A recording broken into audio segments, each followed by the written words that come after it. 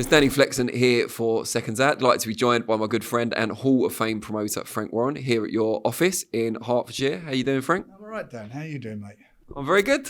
Glad to be here. It's been a while since we've been face to face. More of a pleasure for me than for you, I'm sure. Loads to talk about, and we'll get on to kind of more recent stuff. But let's go back to last week and Daniel Dubois, Oleksandr Usyk, or 2 weeks ago perhaps now. Yeah, 2 weeks. Since everything took place, and we'll talk about the details of it in a minute, what's the current situation with the WBA? Has the appeal been lodged? The appeal's been lodged today. It's been finalised, and it'll be with them today as per their appeal process, their regulations. So they'll get it today, and then they're going to have to hear it. And what are the best and worst case scenarios in terms of a decision by them? What can they do? What would you like them to do, and what do you expect them to do? I'd like them to do the right thing, and I think the worst case scenario is they call a rematch for the fight. And would that be an immediate rematch? Because we've seen since apparently the IBF have said Hrgovic is now next in line. Would it be an immediate rematch? Does it have to be an immediate rematch? I think the governing bodies will have to sort it out between them. But there's no reason why there shouldn't be, because the last fight was under the WBA rules and everybody accepted that. And if it's their rules to order a rematch, and I'm sure that'll take precedent.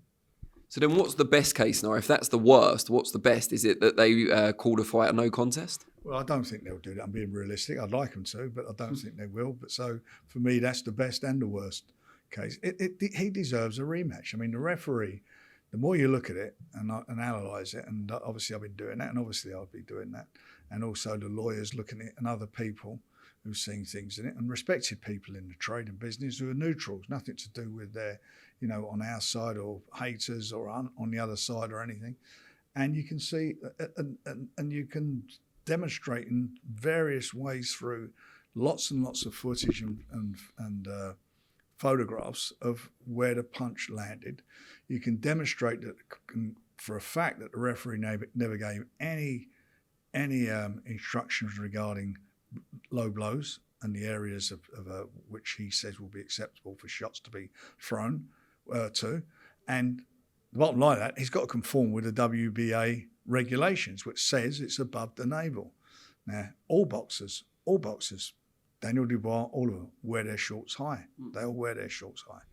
And unfortunately,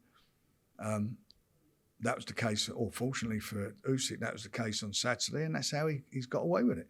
I mean, the referee, when he gets caught with that shot, he immediately says low blow, stops the, and that's his initial reaction, stops the fight, sends Daniel back to the neutral corner, and he warned him about a so-called low blow in one of the previous rounds, and he went back to the corner, Daniel, and at that stage, he was he's on the floor holding himself and whatever. He wasn't hitting the nuts. He was hit exactly on the belt. That was the point of impact. I don't see how anybody can dispute that. Now, I know people dispute where his navel is, but he must have the highest navel in the world. And then you've got a situation where he actually indicates he wants to fight, and he says, "No, take more time." That's not his job. I mean, that's blatantly in there. You can see that in the footage. So we'll be using that. But, I've got a thing here on my phone of I mean, this was a fight on the same night. Right, let me start this back again because you won't get a shot. I'll just take it back to the beginning. Oh, hang on a minute. Right, let's see if we can get this right. Is the foul line, and that is the foul line. Any blows on the belt or fouls? So he says that, yeah? Show me, I defy anybody to show me anything as regarding that instruction from the referee for our fight. He just didn't do it. He didn't do it prior to because we got it on film what was filmed in the dressing room. And what was filmed in the dressing room was Don Charles actually saying, "Can you tell him to pull down his shorts? He wears them high." And he said, "Don't worry about it." And then if you look at that same fight, and it's a very short thing, but you can't, I've counted these 100 times.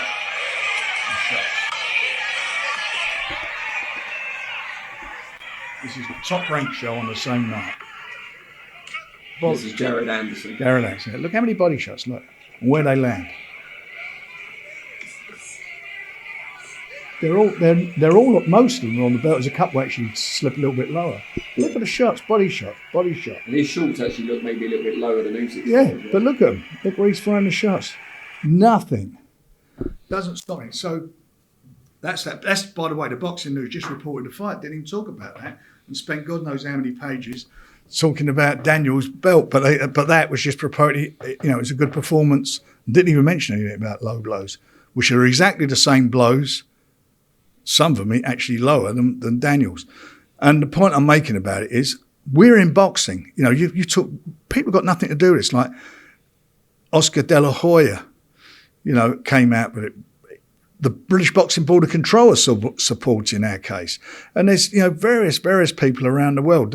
What's his name? Joe Cortez, various referees and so forth, all are on the same page about this. Nothing to, no axe to grind, because that's how it is. We're in boxing. That's what we do for a living. We know what's low and what's not. And I get Usyk saying what he's, saying that he would have jumped up. He would have jumped up. Well, if he would have jumped up, then he weren't hurt that bad, was he?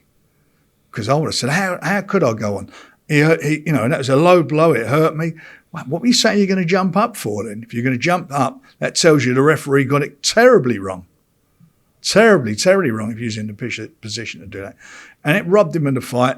And I'm going to say how it is regarding Daniel. I think Daniel after that 3 minute, 46 second break, I just think he lost all momentum. You watch him warming up in the dressing room. Again, it was on the fight footage prior to the fight. You see Don's got his body belt on, and they're the shots he was throwing. That's his Achilles heel. Or his Achilles derby. And you see him throwing the shots to his you see him throwing those shots. That was what we was working on. And Daniel just seemed, as he said himself, he didn't sort of, it took a lot out of him, emotionally and whatever, which for me, to be quite honest, that's not what I want to see. So you grit your teeth, you've got to go and win it twice then. That's what you've got to do. And when the referee stopped the final fight, he went down to a very strong jab that he walked onto. Hit him, went down, referee counted, called it the Thomas Hauser very quickly, and got up and just waved it up. He was in a position to box. He wasn't falling all over the place. His legs wasn't gone. I just don't get it. And anyway, so we're unhappy with it. And I think Usyk at the end of the day is probably unhappy with it, but won't admit it. And, all we want is let him get back in there again. And by the way, if he gets in again, he's going to have to fight a different fight. He's going to have to go and grit his teeth and go in there and go to war. That is what he's going to have to do. He's going to have to put it on him and do it. And we're going to test his character, or that'll be a test of his character. And that's where we're at. Don't want to hear excuses. I don't want to hear none of that bullshit anymore. I don't want to hear it. Get out there and do it. And that's what it's all about. But irrespective of that, he won that fight. And that was a bad decision. That was a bad decision.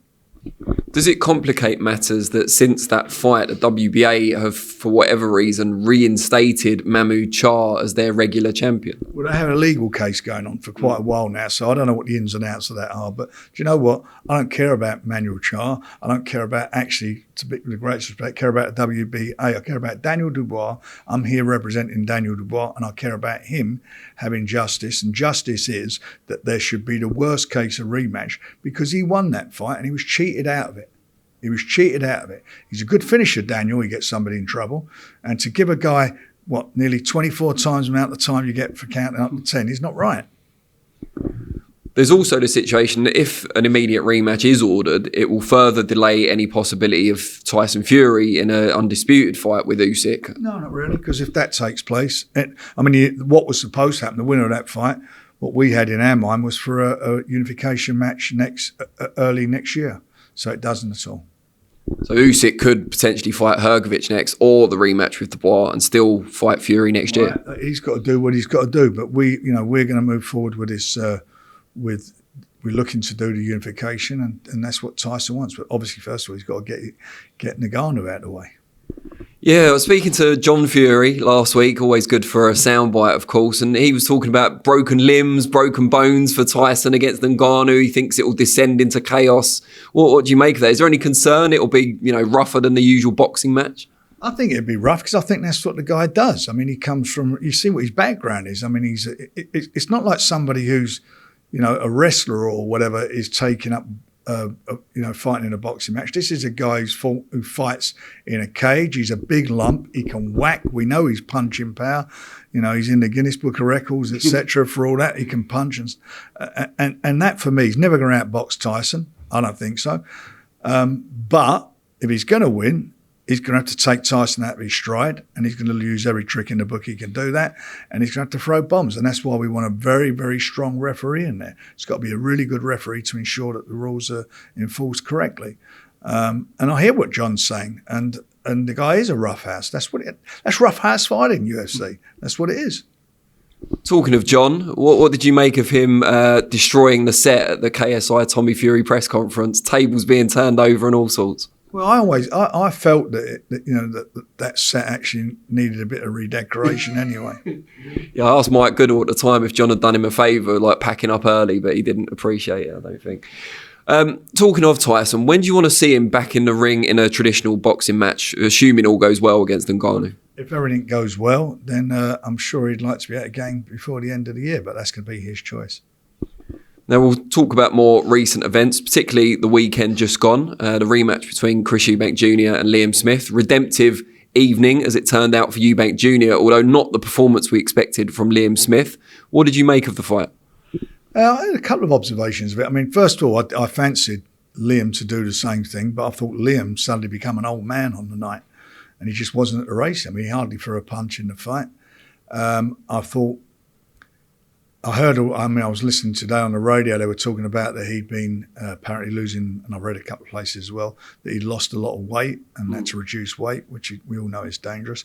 But he looks an old man on the night, Liam, and I'm sure he'd say the same himself. Chris Eubank Jr. did what he had to do and looked good doing it against a guy who looked like an old man on the night. And it begs the question, because they're all talking about now who he fights next, and the Conor Benn situation comes up again. And I think this adds a lot of stock to what his father was saying about, if you look at the last fight, he obviously admit, his excuse was he'd cut weight and it was difficult for him and so forth. How would he have been in a fight where he had to make that weight coming down to 2 weights? How would he have been on the night? What state would he have been in? That was a dangerous match when it was made as far as the weight's concerned. So I hope they're going to do away with all that. And as far as Conor's concerned, he just needs to do one thing, and that's appear before the Border Control and UCAD and get that out of the way so he can move on with his career one way or another. And Eubank, I'd like to see him in with Zach Parker. I think that's a proper fight. It's a good fight. He's coming off at super middleweight. They're both their appropriate weights, and he's coming off of a very bad hand injury. So, I'd like that at least Chris is match fit as such, and with his hand injury, that may fall in his favour. I don't know, but I'd like to see that fight. All the other fights they're talking about, all the guys are like hitting 40 or been out the ring for a couple of years. Where's the ambition of fighting for a world title? And with Zach, I think the winner of that fight would get a world title.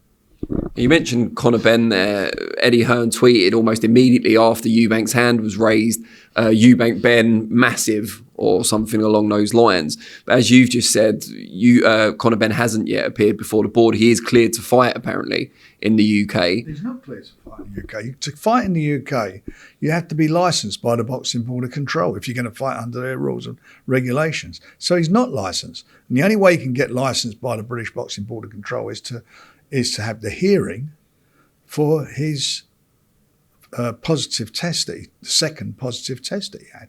And that's it. It's all, what he keeps saying and putting all these tweets and God knows out is nonsense. It's just a nonsense, and it doesn't do anybody any favours. All this confusion. Just go and clear it up, and then go and fight him at a weight that's right, not a weight that where you're killing yourself to make a weight. I mean, if that's the case with Liam this week, it's the same thing, isn't it? What does he say? Lost 42 pounds in a very short space of time. That's dangerous stuff to do. That's dehydrating yourself, and you basically I hate to use it's a phrase we use in the sport. You're dead on the weight. You're dead. I don't mean dead on the weight. I mean you're dead at the weight, and that's where you are. And so, it's a madness. It's a madness. You've worked with jurisdictions aside from the Boxing Board of Control in the past, albeit under completely different circumstances. How would you feel if Eddie Hearn and Matchroom decided to do that for Ben Eubank rather than Ben, as you say, reapplying for his board licence? I don't think any jurisdiction will go with that, to be honest. I don't think that will happen. And I'll tell you why it won't happen, because what happened with the Board of Control and with, obviously the references back to Derek Chisora and David Haye. David Haye wasn't licensed, and nor was, and Chisora had his license, they cancelled his license. They didn't suspend him. They didn't do anything like that. The hearing had took place. And we at the time was in the EU, and Luxembourg were a member of the EU, and it wasn't nothing to do with drugs. It was over their behaviour, or both of their behaviour, and David Haye didn't even have to appear for it, over the fight they had at the press conference after the Klitschko fight. So it's nothing to do with drugs. Drugs is a different matter. There's no. I don't believe any commission is going to, and I think some of the American commissions have come out and said that. I don't think they would license him. And, whether they do or they don't, that's their business. But he will not be fighting under British Boxing Board of Control regulations until they have a hearing, and the people who hear any of their drug problems, drug cases, and positive findings is UKAD, and that's it. That's the end of it. Yeah, I mean, UKAD have lifted the suspension, but they are appealing, as are the Boxing Board of Control. No, they lifted the suspension because it was an argument over jurisdiction. It wasn't an argument over that. That's where they mislead people. He was not vindicated. The argument presented very skillfully by their lawyers, who's a very good lawyer, Ben's lawyer, was about, this is not in your jurisdiction, so you can't hear it. So in other words, nobody can hear it because it is not in anybody's jurisdiction. Well, what's the point of having tests? And what the board are appealing, and they've got to appeal it, otherwise they might as well give up. They're saying, no, you were licensed at the time by us, et cetera, and that's why it has to be heard. He has not had a hearing to determine whether the second test that he had when he proved positive, to give an explanation for that and for them to decide upon whether his explanation's satisfactory. And that's been going on, for 14 months or so? So say they decide to put on outside of the UK to get around this problems with UKAD. Then he's going to have a problem, isn't he, Chris Eubank Jr.? Because number one, he's a British Boxing Board of Control licence holder. He's got trainers, management, I assume we're all licensed by the board, and if that is the case, the board will not allow it, and they'll be in breach of their regulations. And that's for what? Fighting a non-board licensed fighter abroad? Yeah. If you're a British licence holder, you have to apply to the British Boxing Board of Control for consent to box abroad. But will that consent not be given because he's fighting Conor Benn? Of course. So Eubank could go to America and fight, a IBF champion or something, whoever, but not Conor Benn. But he has to get Board of Control consent to fight whoever he's got to fight. Yeah.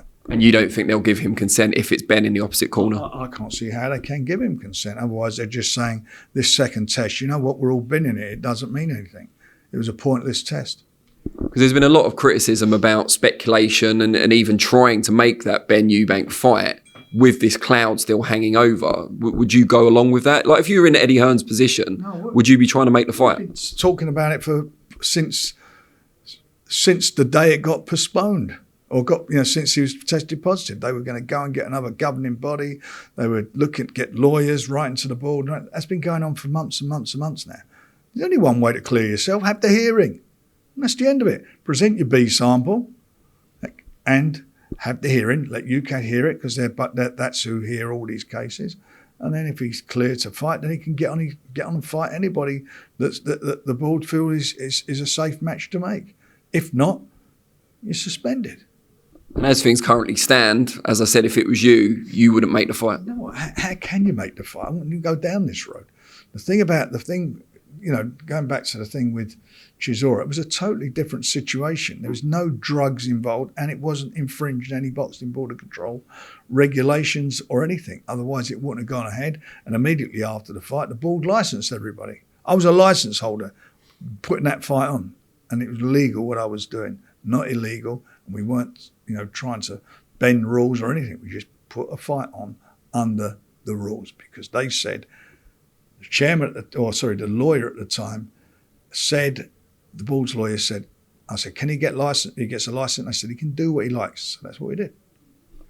And just picking up on something you said earlier, it's a minor point, but because we're not in the EU anymore, does that make it more difficult to use other European sanctioning bodies in this country now?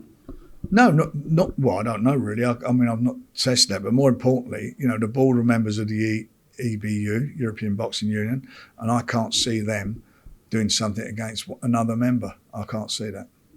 And just in case that's not enough controversy surrounding Chris Eubank Jr., who really we should be celebrating, I suppose, today, but his trainer yesterday, but it was only reported today, was arrested and detained at Manchester Airport for having apparently according to the Daily Mail, a loaded firearm with ammunition in his suitcase.